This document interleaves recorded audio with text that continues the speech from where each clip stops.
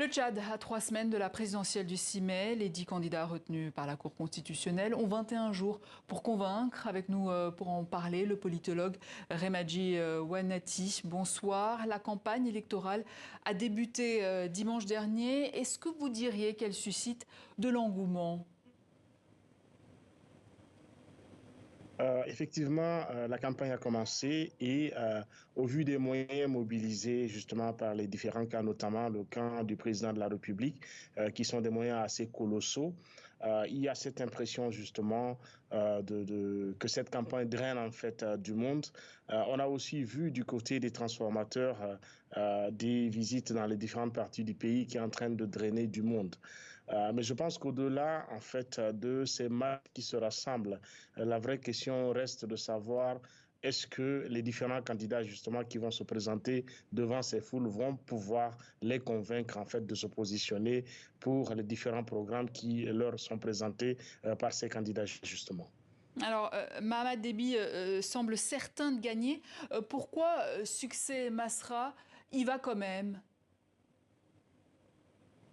Je pense que c'est une compétition politique et effectivement, tout au long en fait de la mise en place de la machine électorale et tout au long de cette campagne qui a commencé, dans les discours donc du candidat du MPS et de l'ensemble des acteurs de ce parti et de la coalition donc qui les accompagne, il est très clair que la victoire en fait n'est plus en doute.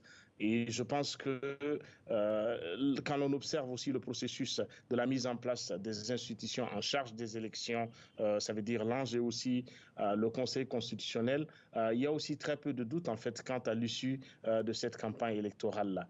Mais je pense qu'en tant qu'acteur politique, il est important en fait pour un parti comme les transformateurs, pour lesquels c'est les premières échéances justement de se tester à ces élections. Maintenant, c'est un texte qui peut être considéré comme un couteau à double tranchant pour eux, parce que évidemment, le processus laisse très peu de chance à la possibilité qu'un autre candidat soit élu, mais en même temps, les transformateurs, s'ils ne font pas figure en fait assez forte lors de ces élections, pourraient perdre beaucoup de plumes quant à l'avenir politique de cette formation-là.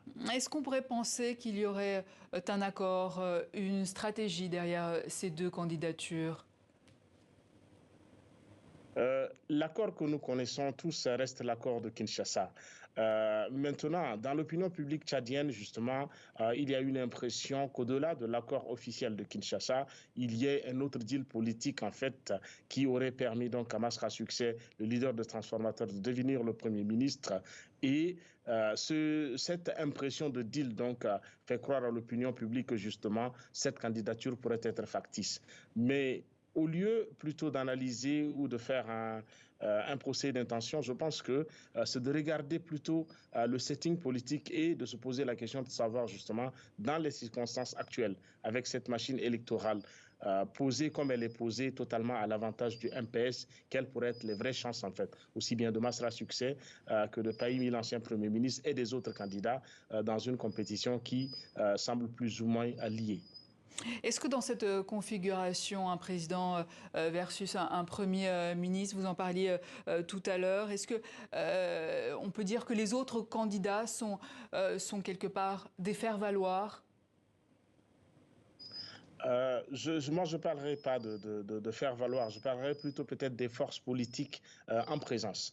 Et aujourd'hui, lorsqu'on regarde en fait exactement les différents camps politiques, le MPS avec sa coalition et les moyens colossaux qui sont à leur disposition, je parle des moyens matériels, des moyens financiers, mais aussi des moyens institutionnels et administratifs, font figure en fait un peu d'éléphants dans l'arène.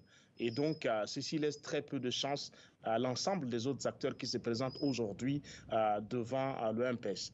Mais c'est aussi qu'il faut considérer l'actif en fait du MPS comme parti politique au cours des 3 décennies durant lesquelles justement le MPS a dirigé ce pays. Et je pense que ce passif-là fera partie des éléments qui pourraient peser en termes de désavantages pour le MPS, quels que soient les moyens actuellement qui sont mis en place pour ces élections-là.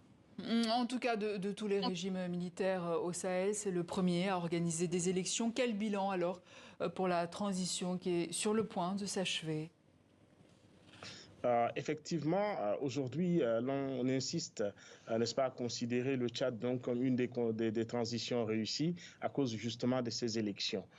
Mais il est important, en fait, parlant de ces élections, de considérer, n'est-ce pas, la crédibilité de ces élections, la qualité de ces élections, l'ouverture même de la compétition et la possibilité pour les candidats qui s'y présentent, en fait, d'avoir une chance égale de gagner. Et lorsqu'on analyse, en fait, à ces chances, il est aujourd'hui très difficile de considérer ces élections comme des élections libres, en fait, qui laissent donc la porte ouverte à tout autre candidat de gagner les élections. Donc, au-delà d'organiser les élections, se pose la question de la qualité des élections. Si organiser les élections distingue le Tchad des autres transitions, je pense que la qualité de ces élections aussi reste un élément important à considérer lorsqu'on voudrait analyser ou bien faire le bilan de cette transition. Au début du processus, l'agenda a été un agenda très ambitieux, donc de refondation du Tchad, de réconciliation des Tchadiens, n'est-ce pas, et de retour à un ordre constitutionnel qui, dans le projet initial de la transition, devait être un retour à l'ordre constitutionnel aux mains des civils. Aujourd'hui, je pense que l'on est assez loin, en fait, de cet agenda de départ.